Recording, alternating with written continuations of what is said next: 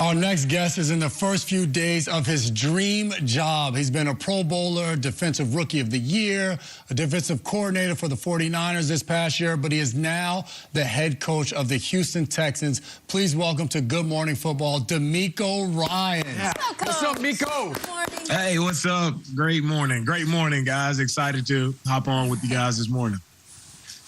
Yes, a great morning in Houston indeed. You were drafted by the Texans back in 2006, and you are now the head coach. What does it feel like to come back home to where your NFL career started?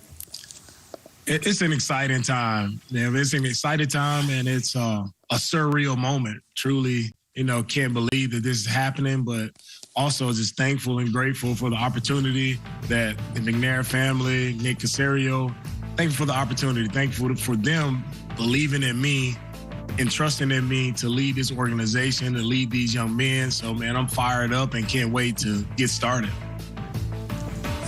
Coach, you are a highly coveted head coaching candidate across the league, yet you said your decision to join Houston was a no-brainer, but you become the third head coach of the Texans in 3 years. Did you ever see this move as a risk compared to maybe other head coaching jobs available because of the challenges that this organization has faced recently? Yeah, I understand the history of this organization and what has happened over the past few years, but right now at this moment, I feel like the table is set. Right, we have a lot of draft capital. We have a really good young nucleus of guys who are hungry to win. And so I seen this as a awesome opportunity to come back for where this team is right now at the moment. Right, they're hungry to win. We got great young talent. We're going to acquire even more young talent to help us produce a winner here in Houston. So that's why it's even exciting. It's not about what happened in the past, but looking forward and where we can go, where we'll be in the future. That's what fires me up about this opportunity. Yeah, DeMeco, we're fired up for you as well. And, listen, we enjoyed seeing you in San Francisco. I know you just said you're all about looking forward. So you were the defensive coordinator for the 49ers the last 2 years. The best defense in the NFL last year, hands down. All right, now as we turn the page forward to Houston, kind of on the opposite side of the spectrum, you're not just coming there as the new coach. Like, you've got to build this team. How do you start defensively to rebuild this team and try to shape it into that defense you had in the 49ers? What's the first thing you have to do to establish that new identity? The first thing, it's about establishing the mindset in which we play with on defense, right? Making sure our coaches understand, right, the type of mindset, the type of players that we're looking for. And then it's about acquiring really good talent.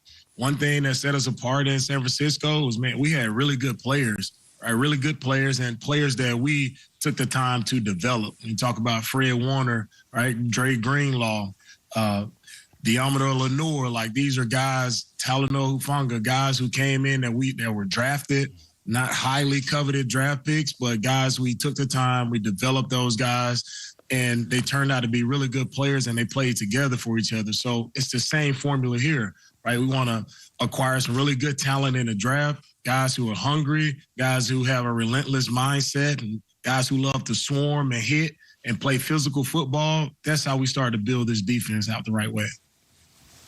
DeMeco, I saw the video of you talking about your pride in Fred Warner, a third-round pick who nobody believed in or no one thought in the pre-draft process was going to be a first- or second-round pick, and now he's, bona fide best linebacker in football. And I think a lot of people look to you for that defensive side and all that. Now, the offensive side of the ball is going to need some assistance, too.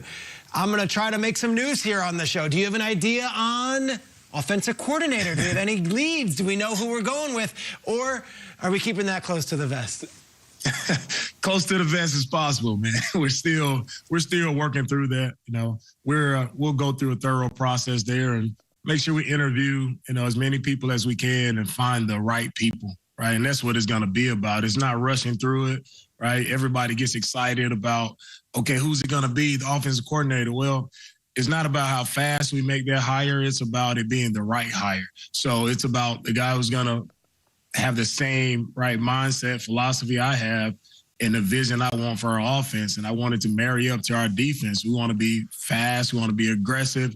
We want to make sure We're physical at the line of scrimmage, able to run the ball and set the tone. So all of our philosophies have to match up. And we've talked to a few great candidates already. All right. So I'm excited, to see how we move forward here. But it's already been fun, man, talking to some guys who have some great energy, guys, smart coaches. So I'm excited to, go ahead and make that hire, when we get the right guy.